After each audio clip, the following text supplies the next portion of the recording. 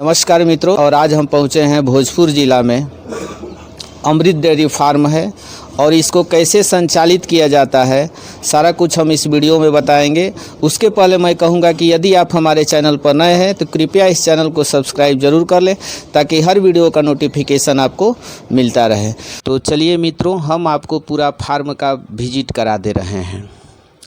आप देख सकते हैं मेरे पीछे ये पूरा शेड है, सामने भूसा रखा गया है और यहाँ पर गायों को खुला बांधा जाता है शाम में, और रात में यहीं पर गाय जो है खुली रहती है।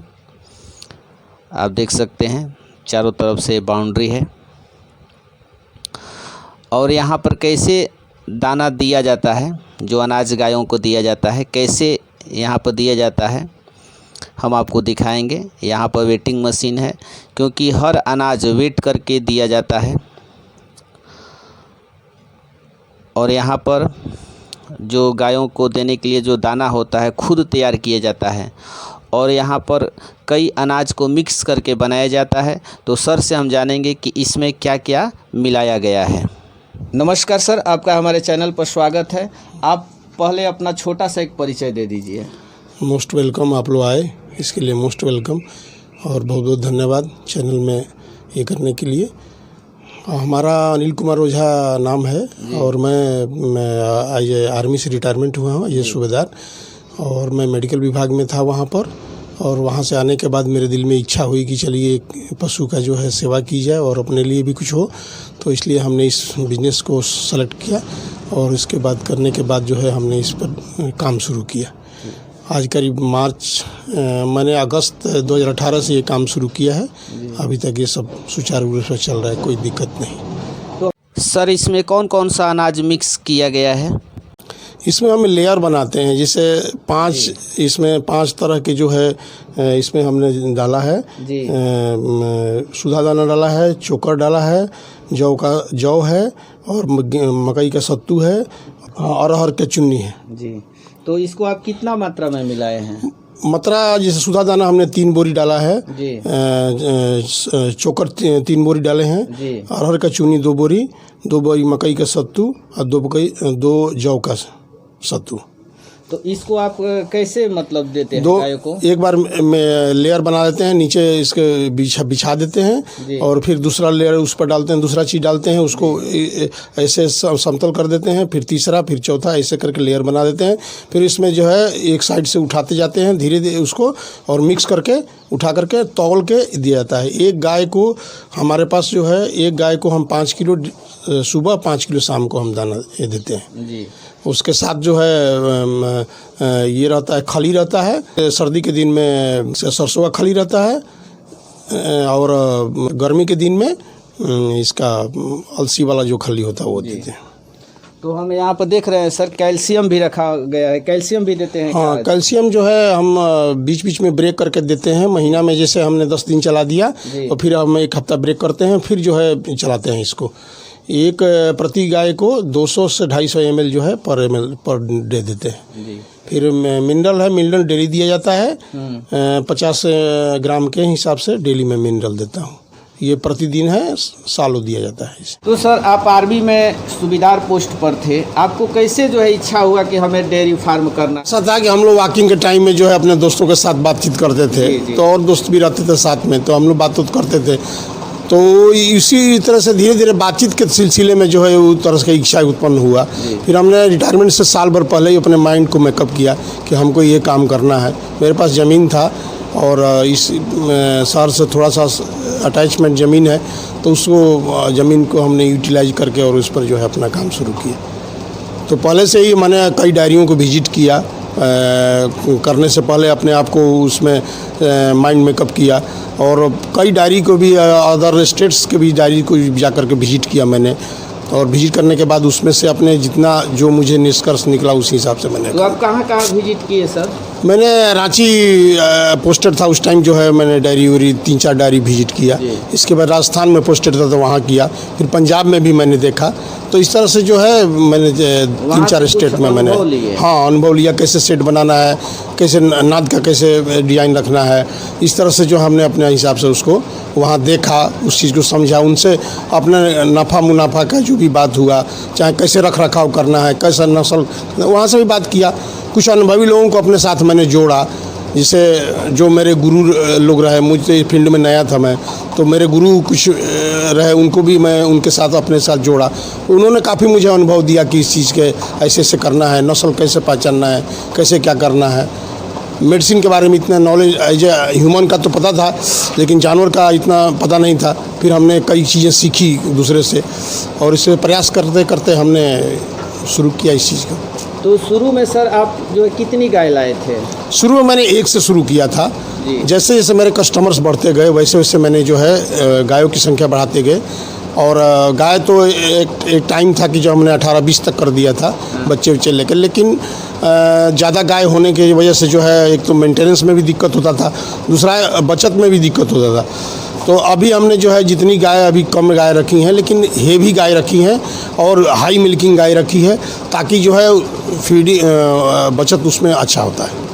तो उस समय शुरुआत में गाय लिए थे, लेकिन कम दूध देने वाली गाय रखे थे? नहीं, कम, जिससे ज़्यादा, जिससे उनको रखते गए, जिससे दूध जो कम देती थी उसको भी हम रख लेते थे, ज़्यादा बेचते नहीं थे। तो हमने उसमें अनुभव किया कि नहीं बेचने से उसमें क्या डेयरी में घाटा नहीं जाती थी, इनकम कम होता था उसमें। तो उस इनकम को जो है हमने बढ़ाने के लिए जो है कहा कि लिमिटेशन गाय को करना है, दुधारू गाय को रखना ज़्यादा, और जो कम दूध देती है या जो गाभिन नहीं हुई, कोई दिक्कत होता है, उसको हम हटा देते।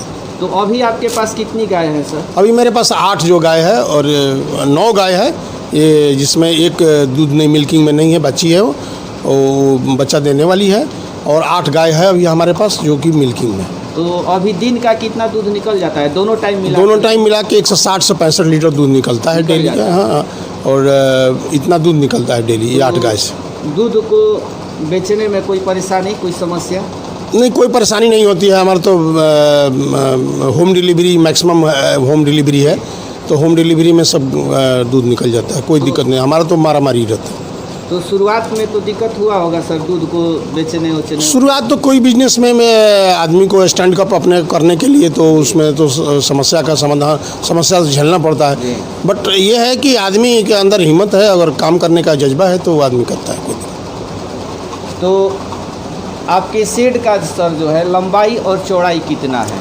मेरे शेड का हाइट है करीब करीब इसका 18 फीट है बीच में, और इधर जो है 16 फीट है, और इसका होगा 40 फीट इसकी जो है लंबाई है, और चौड़ाई है करीब 30 से 35 फीट है। 30 से 35 फीट। गायों को सर ये वहाँ उस दीवार से सर और इस नाद के बीच की दूरी कितना होगा गायों को? अच्छा, जहाँ पर गाय खड़ी है 12 फीट करीब है। 12 फीट का है, तो इस साइड भी 12 फीट होगा? हाँ, इस साइड 11 फीट है, इस साइड 12 फीट। और नाद का सर लंबाई चौड़ाई कितना होगा? नाद का 3 बाई 3 का है। 3 बाई 3 का। गहराई करीब करीब ये 1 फीट है। इधर भी उतना ही होगा? इससे थोड़ा साइज, ये बड़ा साइज पिछले बार इतना नहीं अनुभव हो पाया, तो इससे थोड़ा बड़ा साइज हो गया इस साइड में। लेकिन इस साइड भी जब दोबारा हमने बनवाया जब, तो कम बनवाया इसमें। तो गायों को लेकर के सर कोई समस्या आती है आपके साथ? कोई गाय मान लीजिए कि बीमार पड़ जाती है या कुछ हो जाती है? नहीं, समस्या अब तो धीरे धीरे नॉलेज हो गया इतना कि अपने से भी आदमी डॉक्टर के संपर्क में हमेशा रहता है। शहर में है तो आदमी डॉक्टर के संपर्क में हमेशा रहता है। कुछ पूछ के भी कोई ऐसा बीमारी हुआ जो नहीं सुधर रहा है, तो डॉक्टर को हम लोग कॉल करते हैं, मतलब वो आ जाते हैं हमारे यहाँ, और उनको उचित परामर्श देते हैं, उससे काम हो जाता है, कोई दिक्कत नहीं। सर गायों में कौन कौन सी समस्याएँ आती हैं? समस्या ये सीज़न तो सर्दी सीज़न में तो बहुत सारा कोई समस्या ज़्यादा नहीं होता है। नॉर्मली ऐसा किसी ज़्यादा खा लिया अपच का थोड़ा सा, या गोबर पतला कर दिया, उसी का समस्या रहता है। बाद बाकी इतना कोई समस्या नहीं रहता है। गर्मी के समय में जो है समस्याएं, जैसे जैसे बरसात होगी तो थनैली का समस्या होता है, उसमें ज़्यादा आदमी का परेशानी होता है। तो उसका क्या उपाय करते हैं आप? उपाय वही साफ़ सफाई बढ़िया रखना है और ज़्यादा ड्राई रखना है, कोशिश करना है कि ड्राई रहे, जितना इधर गाय बैठे जहाँ पर वो ड्राई रहे, वो एरिया ड्राई रहे, उस पर जो है ज़्यादा ये नहीं करें, इन्फेक्शन के चांसेस उसमें कम रहेंगे। बाद बाकी उसमें साफ़ सफाई इसके बाद जो है उस पर फिनॉल का छिड़काव करते हैं ताकि जो है उससे। सर तो गायों के लिए टीका का भी वैक्सीन? हाँ, वैक्सीन दिलवाया हूँ मैं, वैक्सीन हमेशा दिलवाता हूँ, डीवार्मिंग कराता हूँ 3-3 महीने पर, बाइडेट कराता हूँ मैं जी। और सब कुछ इसका लिखित रहता है। तो डीवार्मिंग कराने से क्या लाभ है सर? डीवार्मिंग कराने से जितने भी दूध का प्रोडक्शन इनका सही रहेगा, इनका बॉडी का जो है मांस का ये रहेगा, कोई दिक्कत नहीं होगा इनको। और डीवार्मिंग से जैसे कृमि होने से या कीड़ा होने से इनको जितना खून की कमी होने लगती है, तो जब ऑटोमेटिक जब इनका खून की कमी होने लगेगा तो ये लोग दूध से कम करने लगेगी, दूध से भागने लगेगी। तो उस वजह से डीवार्मिंग कराने से ये बेटर हो जाता है। तो लिवर टोनिक, डीवार्मिंग के बाद हम उसको लिवर टोनिक चला देते हैं। लिवर टोनिक कितना दिन तक देते हैं? लिवर टोनिक 10 दिन देते हैं। 10 दिन कंटिन्यू देते हैं? देते हैं तो कंटिन्यू। कितना मात्रा में देते हैं? 50 ml देते हैं। 50 ml। 50 ml। तो सर यहाँ पर हम देख रहे हैं कि नाद बनाया गया है, वो किस लिए नाद बनाया गया है? ये छोटा सा, ये छोटा बच्चों के लिए है, जैसे जो बछिया है, जो भी है बच्चा है, जाए काफ, जो भी मेल फीमेल जो भी है यहाँ पर आते हैं। यहाँ पर हम देख रहे हैं कि दाना रखा गया है सारा कुछ। इसको कैसे? दाना हम तौल के डेली डालते हैं, जिस हिसाब से 5 किलो के हिसाब से डेली तौल के हम दाना डालते हैं, जितने पर गाय जो है उसी हिसाब से हम तौल के डेली डालते हैं। इसको पका करके देते हैं कि नहीं? इसको हम सुबह डाल देते हैं, शाम को जो है फूला करके ही देते हैं। तो आइए थोड़ा सा हम लोग गाय को भी हम देख ले रहे हैं। कभी गायों को हीटिंग वोटिंग में लेकर के समस्या होती है कि नहीं होती है आपके साथ? नहीं, हीट में समस्या होता है, गर्भाधान में समस्या जरूर रहता है, क्योंकि उसमें जो बच्चेदानी में कुछ इन्फेक्शन हो जाता है, उसमें दाना दाना दिखाई देने लगता है या कोई इस तरह का समस्या आता है, तो हम लोग फिर डॉक्टर से संपर्क करते हैं। जैसे जो हीट के टाइम में भी पकड़ा जाता है कि इसमें ये है समस्या, या ज़्यादा टाइमिंग ले लेती है, गर्भाधान करने में ज़्यादा टाइम लगती है, तो फिर मैं डॉक्टर को बुलाता हूँ, बच्चेदानी चेक कराता हूँ। तो उसमें अगर समस्या पकड़ में आ जाती है, फिर उसको जो है वाश कराते हैं और इसके बाद मेडिसिन वगैरह डालते हैं, एंटीबायोटिक जो भी है उसका डालते हैं, और डालने के बाद 3-4 दिन उसको वॉशिंग करते हैं वो लोग, और इसके बाद धीरे धीरे समस्या समाप्त हो जाता है। तो सीमन कितना का कॉस्ट पड़ता है सर? एक सीमन करीब 150 रुपया। 150 रुपया पड़ता है। यहाँ पर आकर के डॉक्टर लगा जाता है? हाँ, पर। तो सर एक जो है मेरे मन में एक सवाल है कि गाय अगर प्रेग्नेंट है तो उसके 1 महीना पहले आप क्या क्या चीज़ ध्यान देना चाहिए? अच्छा से बच्चा जन्म दे और उसका जेर जो है अच्छे से निकल जाए। 1 महीना पहले से 1.5 महीना पहले से मैं सरसों तेल डेली 100 ग्राम देना शुरू कर देता हूँ, और बीच बीच में जो है मैं देसी घी भी देता हूँ, जैसे 1-2 किलो उसको देसी घी में देता हूँ बीच बीच में। और इसके बाद जो है उसको ये कैल्शियम एक आता है, कैल्शियम उसका नाम मैं थोड़ा सा मिस कर रहा हूँ, पाउडर फॉर्म में आता है, पैकेट में 50 ग्राम पैकेट में आता है, तो वो हम देना शुरू कर देते हैं। वो देने के बाद जो है बच्चे में कोई दिक्कत नहीं होता है, नॉर्मल जो है डिलीवरी हो जाता है। नॉर्मल डिलीवरी, जेर भी आराम से गिरा देते हैं। हाँ, जेर के लिए जैसे बच्चा देती है उसको इनबोलन देते हैं, करीब आधा लीटर के आसपास जो है इनबोलन दे देते हैं फर्स्ट में। जैसे उसने बच्चा गिराया वैसे ही हम उसको दे देते हैं। उससे क्या लाभ है सर? उससे बच्चा जैसे जेर गिरने में दिक्कत नहीं होता है, इजीली हो जाता है थोड़ा सा, और उसको ताकत दे देता है। और प्लस जो है बच्चा कुछ देर के बाद उसको दूध दूहते हैं तो उसमें भी उसका दूध में मिल्क में जो है बहुत सारा प्रोटीन्स और कैल्शियम होता है, तो वो भी उसको पिला देते हैं, गुड़ के साथ थोड़ा दे करके उसको पिला देते हैं, तो उसमें एक्शन जल्दी है और बढ़िया से हो जाता है, जेर गिरने में कोई दिक्कत नहीं होता है।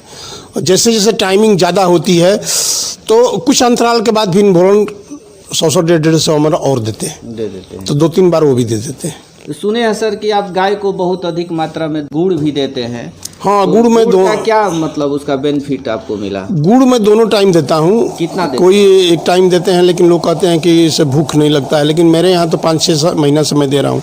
पहले मैं एक टाइम ही देता था, शाम के शाम, लेकिन मैं अब गुड़ दोनों टाइम देता हूँ। और देते हैं एक गाय को? गुड़ का घोल बना लेता हूँ और सब चीज़ें उसमें सतुआ डाल के और 1-2 चीज़ डाल, मिनरल कैल्शियम उसी में डाल के मैं पिला देता हूँ। और गुड़ रोज दोनों टाइम मिला के करीब 1 किलो में देते हैं गाय को। एक गाय को? ये गाय तो उससे क्या बेनिफिट है? उसमें दूध का मात्रा सही रहता है। मैंने देखा है और चीज़ें देने से, कैल्शियम भी देने और चीज़ें देने इतना बेनिफिट मुझे नहीं होता है जितना मुझे गुड़ देने से बेनिफिट होता है। तो गर्मियों में सर देखने में मिलता है कि अक्सर गायों का दूध जो है कम हो जाता है, तो आपके साथ ऐसा होता है कि नहीं? असर तो जरूर थोड़ा सा पड़ता है, लेकिन ये नहीं है कि बहुत ज़्यादा नहीं असर पड़ता है मेरे यहाँ। इसलिए नहीं पड़ता है, एक तो मेरा खुला में शेड है, शेड की ऊंचाई ज़्यादा है और गर्मी कम पड़ती है जी। तो यहाँ ठंडापन रहता है और चारों तरफ से हवा आता है, प्लस जो है पंखा चलता है तो गर्मी कम लगता है। तो जितना हीट का मतलब वही होता है गर्मी कम इनको लगे, तो गर्मी कम लगता है तो इसलिए वैसे इतना ज़्यादा असर नहीं पड़ता। असर पड़ता है बट इतना ज़्यादा नहीं पड़ता है। और जहाँ शेड की लंबाई ऊंचाई कम है वहाँ पर इनको दिक्कत ज़्यादा है। रात को ये लोग हम बाहर में निकाल देते हैं पूरा, जिसमें मिट्टी में निकाल देते हैं आराम से। ये लोग मिट्टी में खाना पीना खाने के बाद, दूहने के बाद, सब पानी पिलाने होने के बाद दिन सब कुछ बाहर हम निकाल देते हैं, तो उसमें ये लोग आराम से अपना बैठती हैं, तो इनको आनंद रहता है इसमें। अगर कोई नया पशुपालक जो है, क्योंकि आजकल जो है लॉकडाउन भी चल रहा है, बहुत सारे लोग बाहर से गांव आ रहे हैं, अगर कोई पशुपालन करना चाहें तो उनको स्टार्टिंग में कितनी गायों से पशुपालन शुरू करना चाहिए और कैसे करना चाहिए, उनके लिए आप क्या? देखिए मेन चीज़ है उसमें आपका सेलिंग होना चाहिए। तो जितना आपका दूध का सेलिंग होगा उसी हिसाब से आपका सब कुछ डिपेंड करता है। तो जितना आपका सेलिंग है उसी हिसाब से आपको गाय खरीदना चाहिए। शुरुआत कम से ही करना चाहिए, क्योंकि जैसे जैसे आप काम करते जाएंगे आपको अनुभव होता है और आपका मार्केटिंग होगी, आपका दूध का मार्केटिंग होगा, आपको लोग 10 आदमी जानेंगे कि आप इस धंधे में आए। तो जैसे जैसे आप जो है शुरुआत कीजिएगा तो कम से शुरुआत करना है। आप जितना आपका टारगेट है वो लेके जा सकते हैं, वो आपके कैपेसिटी के ऊपर डिपेंड करता है कि आप कितना आप उस पर वर्क करते हैं। तो इतनी जानकारी दी है सर हमारे दर्शकों को भी, इसके लिए आपको बहुत बहुत धन्यवाद सर। थैंक्स।